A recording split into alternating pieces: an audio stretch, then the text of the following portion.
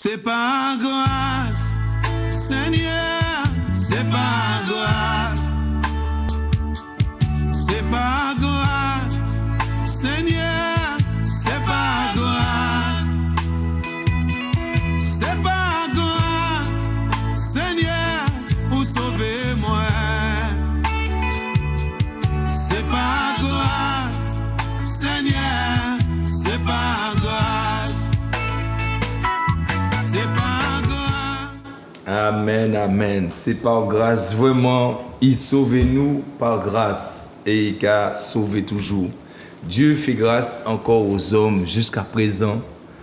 Bonjour bien-aimés, bonjour les téléspectatrices, téléspectateurs encore, les auditeurs aussi, les auditrices qui écoutent. Bonjour, que la grâce de Dieu encore soit multipliée en ce matin. Ces belles journées que Dieu a encore créées, encore qu'elle soit pour nous un sujet de joie. Je sais que tu dois aller au culte tout à l'heure, prépare-toi encore. Mais certains qui écoutent parce qu'ils regardent la télévision, le culte par la télé, oui, bienvenue. Le Seigneur veut encore parler, il veut te parler. Et nous le bénissons encore pour sa parole. Et je bénis Dieu pour vous. La Guadeloupe, un petit coucou, ok. Les autres, la Guyane, Saint-Martin, la Martinique aussi. On n'a pas oublié, Pasteur Laguerre, Pasteur Wansi, encore notre servante bien-aimée, Pasteur Louisa, l'église MAPS en l'unité, et tous les autres assemblées. Nous vous bénissons et nous disons merci à Dieu pour vous, que le Seigneur vous bénisse. Et surtout, mes amis qui sont là, peut-être couchés, peut-être malades ou à l'hôpital, dans les maisons de retraite, j'envoie un coucou. Surtout aussi pour ceux qui s'occupent de vous. Franchement, ça c'est une belle grâce que vous avez encore on avait dit, hein, vous avez pour vous occuper des personnes âgées, vous occuper des malades, les infirmières, les docteurs, les infirmiers, c'est une belle grâce. C'est une grâce que le Seigneur a fait. Soyez fortifiés ce matin, vraiment. Soyez bénis richement. Pensez à vous. Les pompiers aussi, hein, qui font du travail extraordinaire aussi. Nous n'avons pas oublié la police, les gendarmes et tous ceux qui sont là, qui veillent sur la vie des citoyens. Que la grâce de Dieu soit sur vous. La protection de Dieu aussi. Nous bénissons Dieu pour aussi le directeur de la télévision, Manuel Granier, et aussi les techniciens qui sont là. Nous avons Alvin et aussi notre petite sœur Manuela qui est là. Nous disons à Dieu merci pour eux.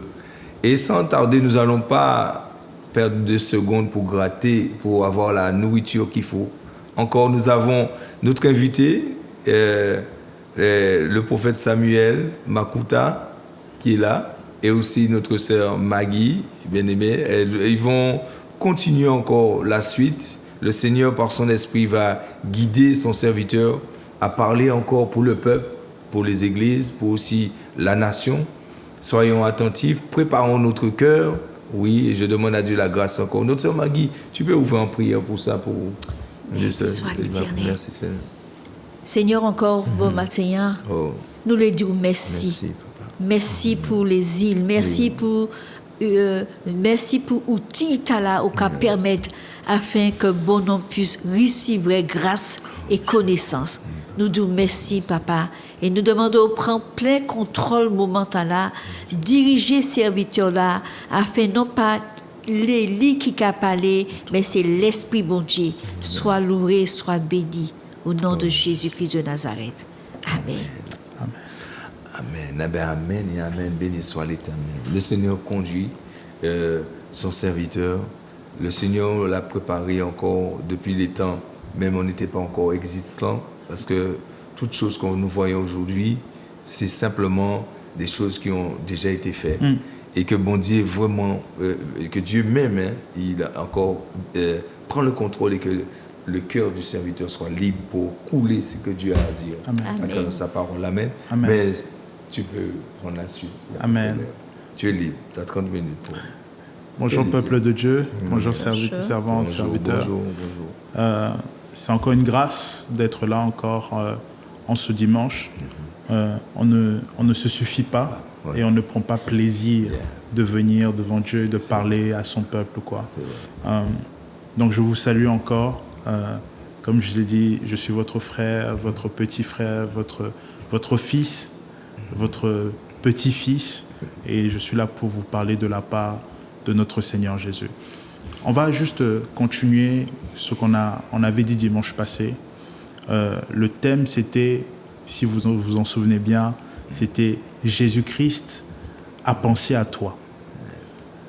Oui, Jésus-Christ continue à penser à toi. Pas que les dimanches, mais tous les jours de la vie, il pense à toi. Il pense à établir un nouveau plan, une nouvelle zone de chalandise pour qu'il puisse encore élever ton saint nom. Il a dit dans sa parole à Abraham et à tous les hommes dans la Bible, il a dit « Je rendrai ton nom grand ». Dieu veut nous ramener dans les hauteurs. Yes. Et lorsque Dieu pense à nous, c'est pour les hauteurs. Ce n'est pas pour rester sur la terre. Yes. Et la hauteur est toujours liée avec le prophétique. Yes. Et le prophétique a pour symbole un aigle. Lorsque l'aigle monte, ça veut dire qu'il est dans sa dimension, il est dans son épanouissement, il est là où il doit être. Yes. Et c'est ce que le Seigneur veut faire avec toi en ce dimanche encore dans ta vie.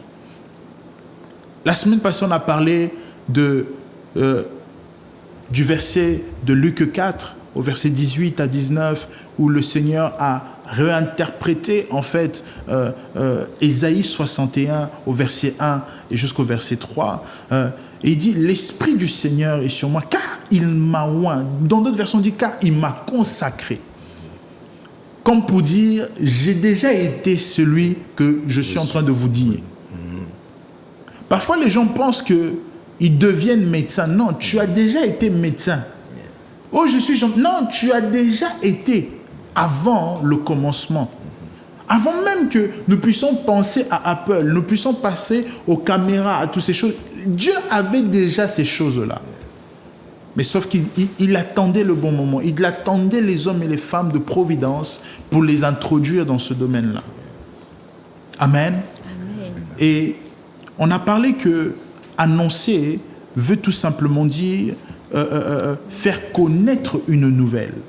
Vous voyez. Et on a dit que annoncer est lié à deux mots, kata et agelos.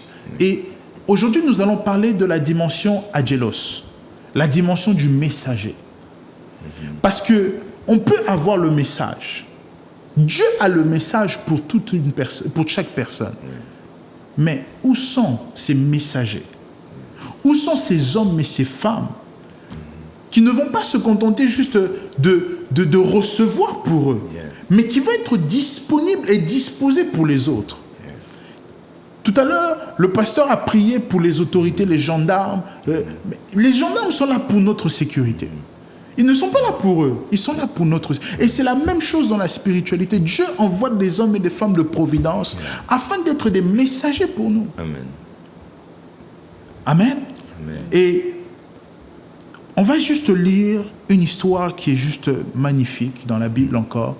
C'est dans Luc 1, du verset 26 jusqu'au 33e verset.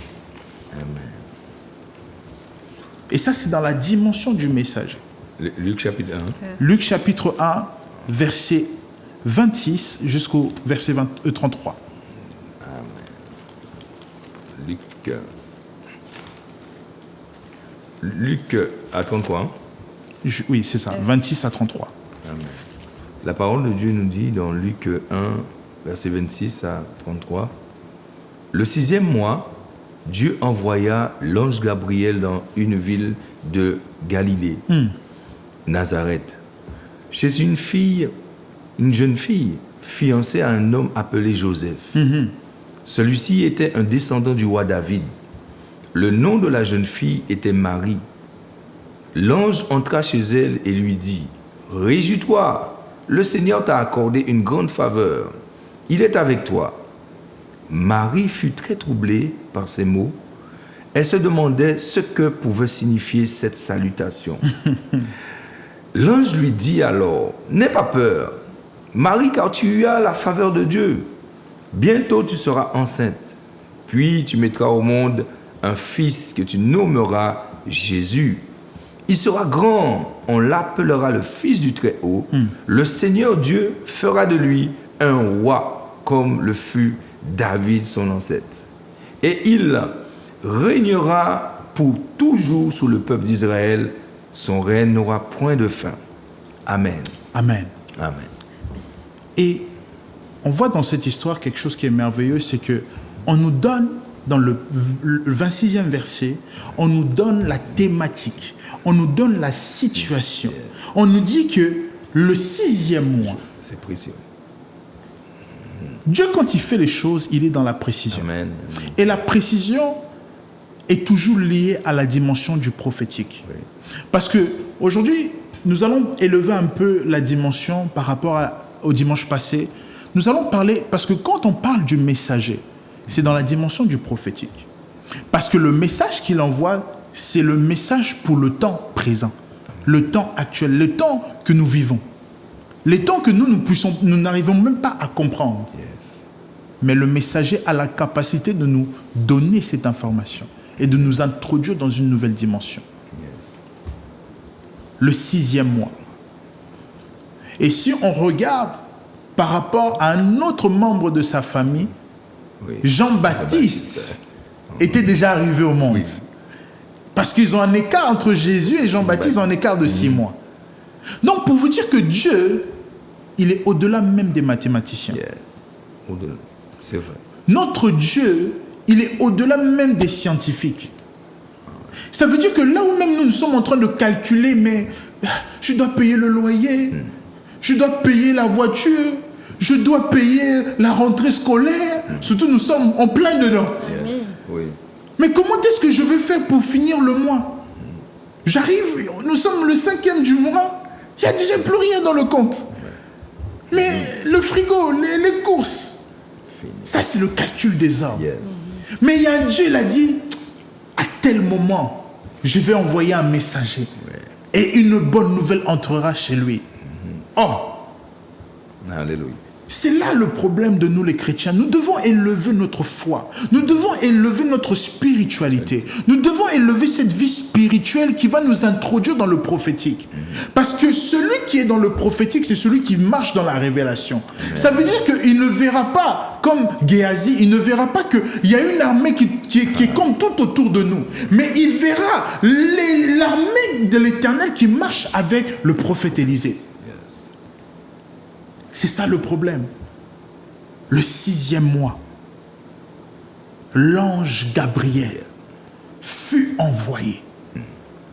Donc, l'ange était disponible et disposé. Et j'aimerais te poser la question. Parfois, tu as des songes. Parfois, tu as des pensées qui montent dans ton cœur pour ton frère et ta sœur, pour ta mère, pour ton père. Pour même ton collègue du travail, même, t'as vu même cette dame-là qui est tout le temps là, qui te dit bonjour. Dieu te met toujours une pensée pour elle. Mais pourquoi tu ne vas pas lui envoyer le message? C'est ça le problème aujourd'hui. C'est que nous voulons que Dieu nous parle. Mais est-ce que nous sommes prêts à parler de la part de Dieu pour les autres? Yes. Aujourd'hui, tu dois comprendre que tu n'es pas que dans la dimension « je veux recevoir ». Mais tu dois être beaucoup plus dans la dimension « je dois donner ». Tu dois transmettre. Même la Bible dit qu'il y a plus de bonheur Adonai. qu'à donner, qu'à recevoir. Donc, si même Dieu il nous parle dans la dimension du bonheur, que si tu donnes, il y aura beaucoup plus de bonheur dans ta vie que de recevoir, ça veut dire que nous devons être au service des autres. Yes. Même la Bible dit dans le livre des évangiles, Jésus dit aux apôtres, il dit à ces hommes, il dit, je ne suis pas là pour être servi, mais je suis venu pour servir. Un envoyé est là pour servir. Est-ce que tu peux aujourd'hui prendre la décision? Pendant ces 30 secondes que je te laisse, prends la décision aujourd'hui de te repentir. Il y a longtemps, tu es toujours là dans tes prières. Tu pries que Seigneur bénis-moi, Seigneur donne-moi la révélation, Seigneur mon mari, Seigneur mon mariage. Mais est-ce que tu penses aux autres? As-tu même pensé pour cette personne-là, matin, midi, soir, tu passes pour aller au travail? Cette personne qui vit dehors. As-tu déjà pensé pour cette personne? C'est ça l'importance. Yes, oui. C'est ça qui est le plus important aujourd'hui. Le 6e mois, un ange fut envoyé de la part de l'Éternel dans une ville qu'on appelle Galilée. Et aujourd'hui, je ne vais même pas entrer dans l'aspect de Galilée. Même dans l'aspect de Nazareth, je n'ai pas envie de rentrer là. Je veux qu'on reste dans l'aspect de l'envoyé. Yes. De l'envoyé. Chez une vierge. Pourquoi on nous donne la terminaison, la définition de la vie de cette personne? Vierge. Donc ça veut dire qu'elle n'a aucune expérience. Elle est dans le néant. Parce que être vierge dans une relation amoureuse, c'est que tu n'apportes rien de bon. Tu ne fais rien avancer. Tu ne nous rends pas prospères. Et Dieu aime se glorifier de nos faiblesses. Yes. Dieu a vu que la faiblesse de cette femme peut amener un homme, ou du moins le Créateur, à changer l'histoire de l'humanité. Ce n'est pas elle qui est descendante de David, mais c'est son mari Joseph. Mais quelle grâce! C'est pour ça qu'elle dit à l'ange, quelle grâce ai-je trouvé? Donc dans sa tête, elle savait que si une visitation divine pouvait arriver dans mon maison, c'est celui qui a l'alliance. Oui. Non. Bien-aimé, même si tu as l'impression que Dieu n'a pas fait d'alliance avec toi, sache une chose, la grâce peut même surabonder, peut même être au-dessus de l'alliance. Amen. Si l'alliance ne t'a pas été accordée, sache une chose, en ce dimanche, la grâce t'introduit dans les rangs des bénédictions et des faveurs de l'alliance. Yes. Quelle grâce! Alléluia. Je suis vierge. Mais c'est mon mari qui doit prospérer. C'est mon mari qui a l'alliance. C'est mon mari qui... Je veux aussi parler à une femme, à une maman, qui passe des situations difficiles dans le mariage. Et nous savons que l'une des choses que le diable combat beaucoup, c'est le mariage. Ah oui. Et quand le diable veut attaquer une famille, il veut d'abord attaquer le mariage. Il veut d'abord créer la division au niveau de la tête. Pas au niveau des membres, mais au niveau de la tête. La Bible dit que l'huile coulait d'abord sur la tête d'Aaron, ensuite sur la barbe, et après sur le reste. Donc, on nous parle de la tête, parce que la tête, c'est là où il y a tout. C'est là où il y a toutes les capacités, toutes les notions, toutes ces choses-là. La femme auquel je veux m'adresser, c'est une femme qui ne doit pas regarder à l'informe vide qu'il y a dans le foyer. Même si papa, ton mari, il boit, il ne veut pas venir à l'église, ne le chasse pas. Ne va pas voir aussi tes copines, la famille pour te plaindre. Mais va dans la chambre. Prie. Parce qu'il y aura un moment, ta prière sera obligée de bouger le trône de la grâce. Et lorsque le trône de la grâce reconnaîtra que non, il y a besoin d'intervenir dans ton foyer, Dieu enverra un ange. Dieu enverra une personne avec le message qui va changer l'histoire de ton mariage. Ne te plains pas. Ne dis pas que je veux divorcer. J'en ai marre, je veux arrêter. Et s'il te plaît, maman, pas devant les enfants. Parce que l'une des choses qui détruit la lignée, c'est lorsque les enfants voient comment est-ce que papa et maman vivent. Ils se disent non, non, non, non, non, non, non, non. Je veux pas. Mais même si tu ne veux pas, le fait que c'est dans le sang, le fait que ça a été imprimé et imprégné en toi, automatiquement, lorsque toi aussi tu vas être dans une relation, division. Et si on regarde aujourd'hui, la plupart de nos foyers, moi je suis issu d'une famille où il y a eu la division. Et ça a failli avoir de l'impact dans mon mariage. Mais c'est la prière qui a consolidé, qui a protégé ce mariage-là. Parfois les gens ils me disent, mais comment est-ce que vous faites? C'est pas comment est-ce que l'on fait. Parce que nous on ne sait pas faire. C'est le Saint-Esprit. Oui, amen. Amen. Maman, papa, je t'en supplie, ne faites plus ce genre de choses devant les enfants.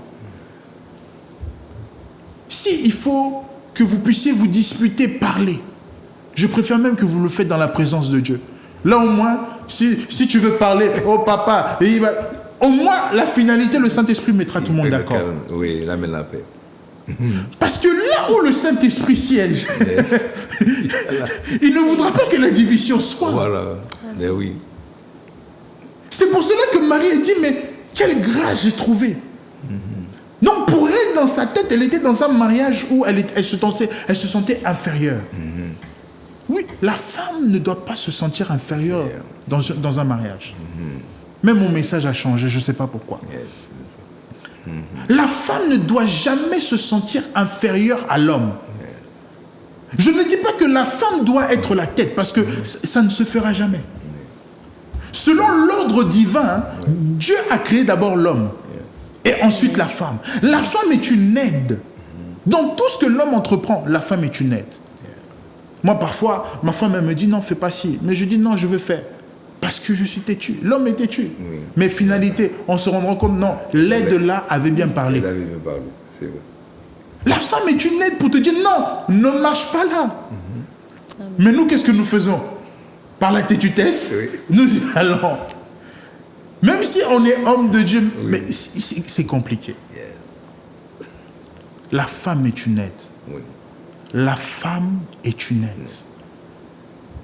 Et j'aimerais parler à cette femme. Moi, je crois en toi. Maman, moi, je crois en toi. Ma petite sœur, je crois en toi. Ma grand-mère, je crois en toi. Pourquoi? Parce que tu es l'aide pour quelqu'un. Si la personne à côté de toi ne reconnaît pas cela, il y en a d'autres qui vont le reconnaître. Mais fais-toi confiance. Crois aux capacités et à la dimension que Dieu a mis en toi. Moi, ce que j'aime, et je pose souvent la question aux gens, lorsque Dieu a fait endormir Adam, il lui a donné le profond sommeil. Quel est l'enseignement que Dieu a donné à Ève pour que le serpent vienne combattre? Et si vous remarquez souvent, la plupart du temps, quand la femme commence à être trop spirituelle, le serpent n'est jamais trop loin. Oui, c'est vrai. Le serpent, il est toujours là pour détruire. Il dit, la femme va compléter quelque chose que je ne veux pas que Adam puisse avoir. Il a dit, non, je veux la détruire. Et le diable ne détruit pas la femme n'importe comment. Il détruit la femme dans la séduction. Mais pas une séduction où je vais d'abord te présenter des actes, mais la séduction au niveau des paroles. Maman, il ne faut plus tomber. Ma soeur, ne tombe plus dans ce genre de séduction. Même si le frère, tu es dans l'église, même si le frère, il te dit, oh, je vais te marier, tu es la plus belle femme de ma vie. Mais je veux d'abord que nous puissions faire les premières étapes pour ne pas aller trop loin. Ma soeur, tu dois refuser. Garde ton corps. Marie était vierge. Ça veut dire que personne n'a pu toucher. Personne n'a pu crier, oh, c'est ma propriété. Tu es une aide. Tu as de la valeur. Aux yeux de Dieu d'abord. Même si les hommes ne te le disent pas, accepte et apprends et demande à ce que le Saint-Esprit te le dise. Le 6e mois. Le 6e mois. Et on remarquera que dans ces deux familles, il y a deux alliances. C'est vrai. Dans la famille d'Élisabeth, il y a le sacrificateur Zacharie. Et lui, il est dans une alliance des Lévites. Lévitique. C'est vrai. Il est lévite. il rencontre Dieu dans le Saint des Saints. Mais même ses prières n'ont pas la capacité de changer l'histoire de sa femme. Voilà.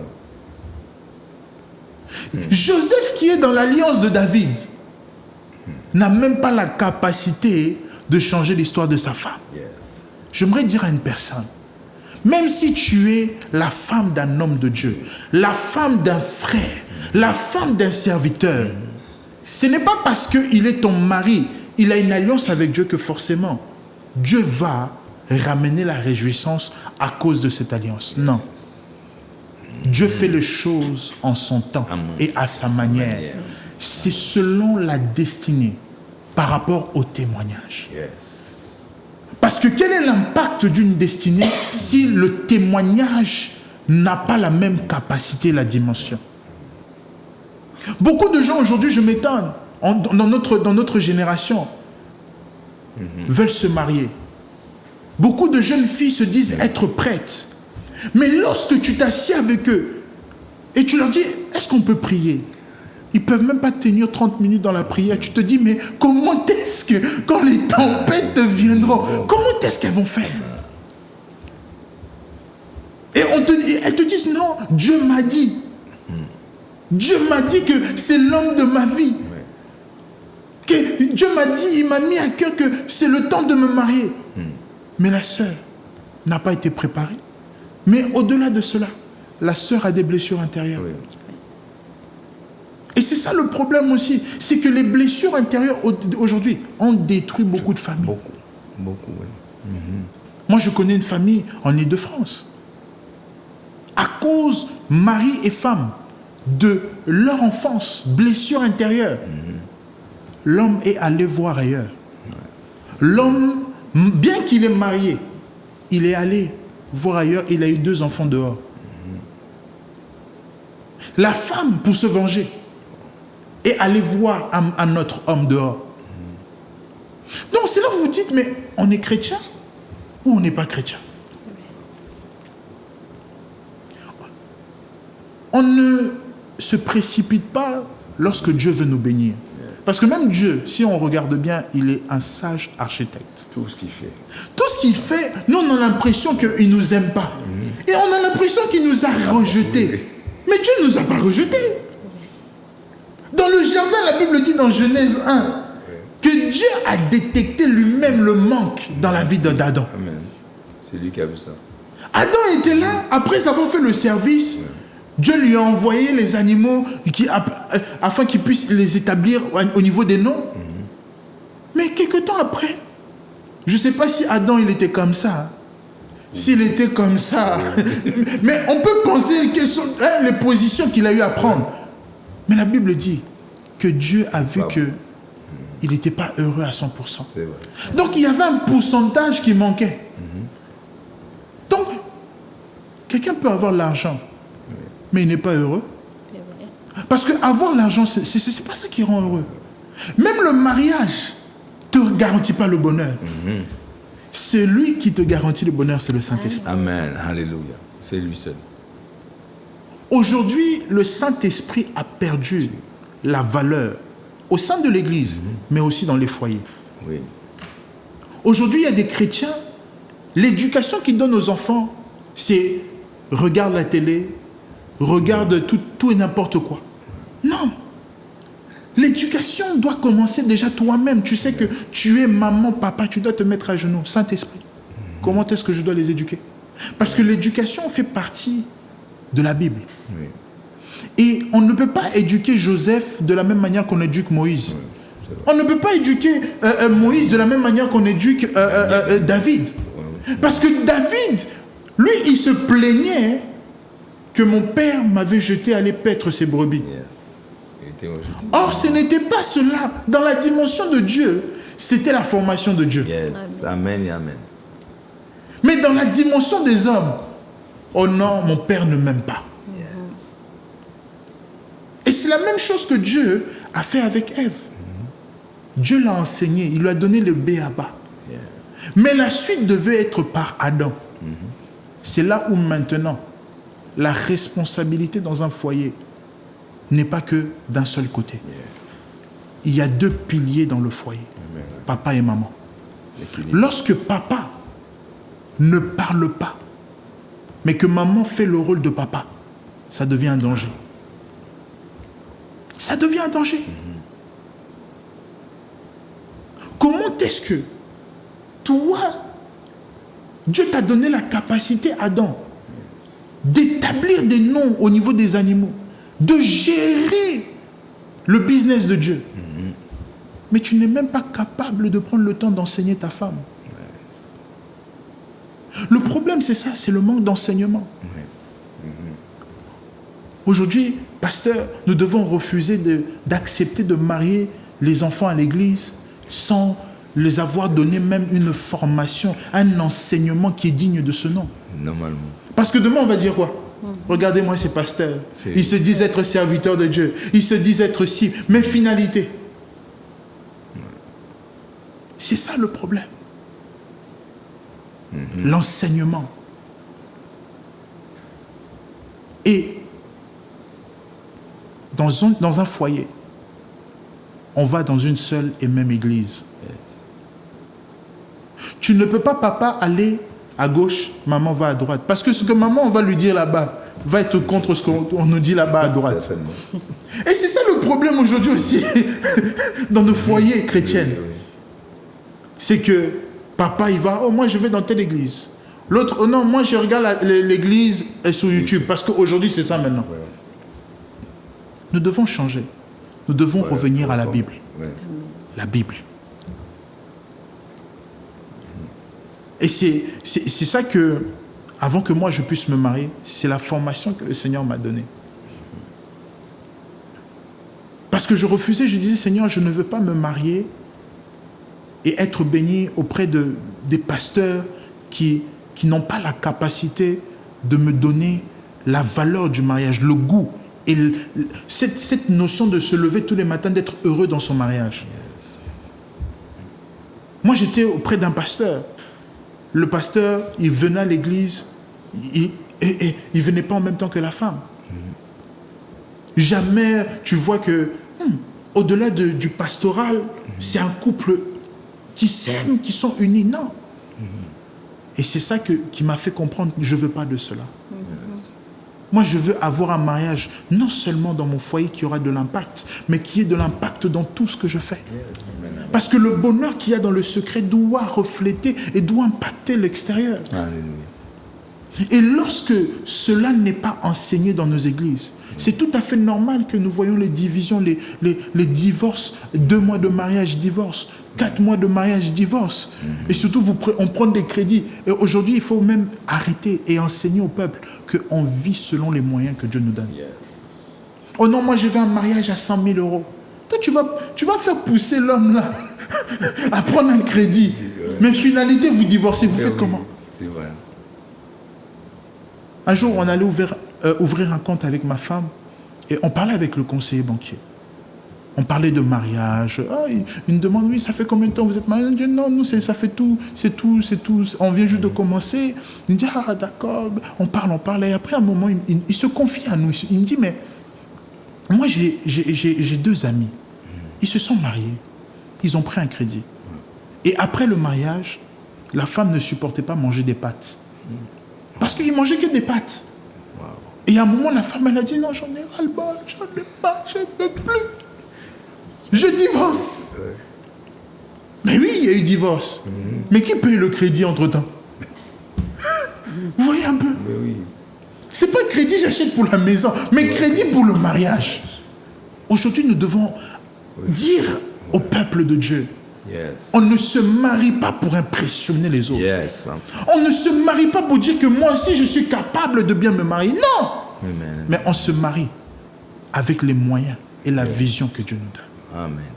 Dieu a donné à Marie un enfant. Et laissez-moi vous dire, dans le livre de Jean, le noces de Canaan, regardez la phrase que Marie dit au serviteur. Elle dit, faites tout ce qu'il vous dira. Oh! Mais moi j'ai dit, mais Jésus est en train de lui dire, mon heure n'est pas encore arrivée. Mais elle n'écoute même pas ça. Elle ne prend même pas rigueur. C'est vrai. Elle va voir les serviteurs et dit, hey, tout ce qu'il va vous dire de faire là, il faut le faire. Oui, oui. Cette maman, pourquoi elle a eu la capacité de dire ça aux serviteurs? C'est parce que quand Dieu te donne quelque chose, il te donne la vision, le caractère et les capacités et les notions pour gérer et pour ramener cette chose à maturité. Yes. Et c'est ce que Dieu a fait dans la vie de Marie. Et c'est ce que Dieu veut faire avec toi qui m'écoutes et qui me regarde. Dieu veut au travers de toi bénir la vie de tes enfants. Dieu veut, même si tu touches peu, mais Dieu veut te dire, mets tes enfants dans le privé. Comment est-ce que tu auras l'argent? Fais confiance en celui qui t'a donné la vision. Moi, je connais un homme de Dieu. Le Seigneur lui a dit, ton fils ne jouera pas au football. Ton fils, tous tes enfants ne devront jamais être dans une école publique. Ils doivent être dans le privé. Et l'homme de Dieu il me dit, mais comment je fais? Je dis, mais c'est Dieu. Si Dieu a dit. Donc Dieu, il sait que dans la destinée de ses enfants, ils ne doivent pas être n'importe où. Yes, yes. On nous dit le 6e mois est dans la province de Galilée. C'est en Galilée que Dieu s'est décidé de visiter Marie. Ouais. C'est pas autre part, c'est en Galilée. J'aimerais dire à une personne, lorsque Dieu te donne la vision, il ne te donne pas que la vision, il te donne le lieu de l'accomplissement de la vision. Aussi. Amen. C'est dans le lieu qu'il y a la provision. C'est comme un agriculteur. Un agriculteur ne va pas aller à Mars, sur la planète Mars, établir, déposer les graines. Non. Il lui a donné la terre. Yes. La terre est fertile. Il lui a dit, c'est là que tu vas maintenant déposer la semence pour que ça puisse porter du fruit. Et c'est ça que Dieu veut faire dans un foyer. C'est ça que Dieu veut faire dans l'église de la Martinique. Dieu veut ramener le chrétien aujourd'hui de la Martinique dans la simplicité de la parole de Dieu. On a ramené la parole dans une complication qui n'a même pas lieu d'être. La Bible elle est simple à comprendre. Dieu il dit, 6e mois, l'enfant viendra. Et par un ange, le message est arrivé. Un jour, j'ai dit à une femme, tu vas avoir un enfant. Oh, comment? Je dis, mais non, moi je te donne juste le message. Oui. Moi, je ne suis pas là pour savoir comment, où, à quel moment et avec qui. Moi, je suis là juste pour te dire que Dieu a dit ça. Et c'est la même chose. C'est la même chose. Nous devons juste comprendre que la Bible est simple. Lorsqu'on rend la simplicité dans la parole, il y a une puissance qui se libère.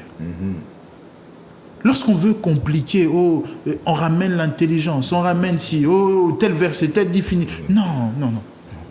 On donne des définitions, on donne les mots en hébreu. Pourquoi? Pour nous donner, pour nous introduire, nous mettre ce tableau et savoir là où on va. C'est en Galilée que Dieu a visité Marie. Dieu veut te visiter, mais Dieu veut te visiter à l'église. Église de la Martinique.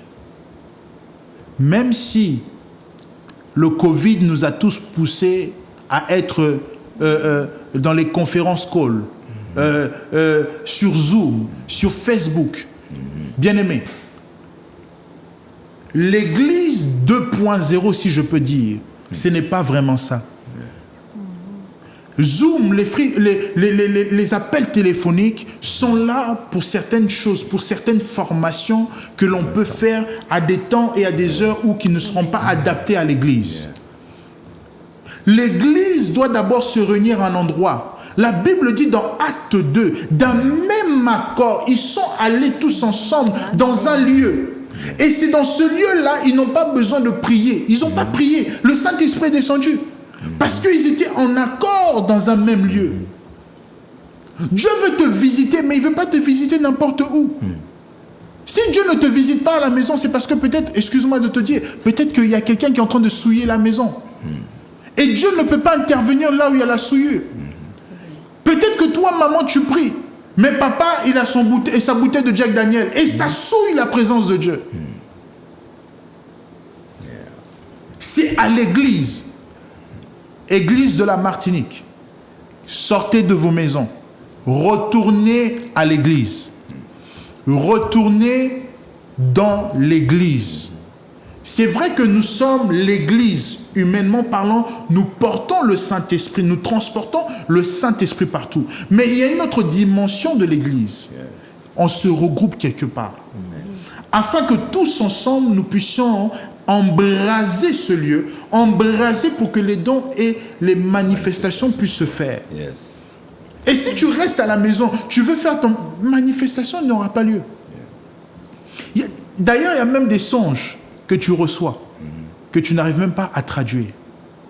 C'est parce que ce n'est pas toi qui as la capacité de traduire. Yes. En tout cas, que le Seigneur te bénisse, que le Seigneur te fortifie, que le Seigneur garde cette parole dans ton cœur et le fasse croître dans le nom de Jésus-Christ. Amen. Amen et amen. Encore, merci encore, serviteur de Dieu. Merci, prophète de Dieu. Merci, l'outil de Dieu pour cette parole que nous avons reçue encore ce dimanche. Que vraiment que l'onction du Saint-Esprit continue à œuvrer dans le cœur de tous ceux qui ont entendu la parole et qu'ils puissent amener les consciences à voir clairement ce que Dieu veut dire et que les cœurs saisissent la parole et le message au nom de Jésus. Amen. Merci encore, bien-aimés. Nous allons, c'est vrai, le temps est toujours court, il court. Dès qu'il y a la présence de Dieu, il ne nous attend pas. Ah oui. Mais on va apprendre à prier pour stopper le temps, comme Josué a stoppé le soleil. Wow. Béni soit l'Éternel. Merci encore, bien-aimés, que la grâce de Dieu soit sur vous. Nous continuons à prier pour vous, continuons à prier pour nous. Et merci pour cette chaîne qui nous a reçus dans la paix. Et nous savons que la récompense n'est pas perdue. Le Seigneur récompense toujours ceux qui donnent l'occasion à ses enfants d'apporter sa parole. Béni soit l'Éternel. Pasteur, notre servante aussi, serviteur de Dieu encore. Nous remercions le Seigneur pour son esprit qui agit et sa parole. Amen. Soyez bénis. À la prochaine, dimanche prochain. À bientôt. À bientôt. C'est par grâce, Seigneur, c'est par grâce. C'est par grâce, Seigneur.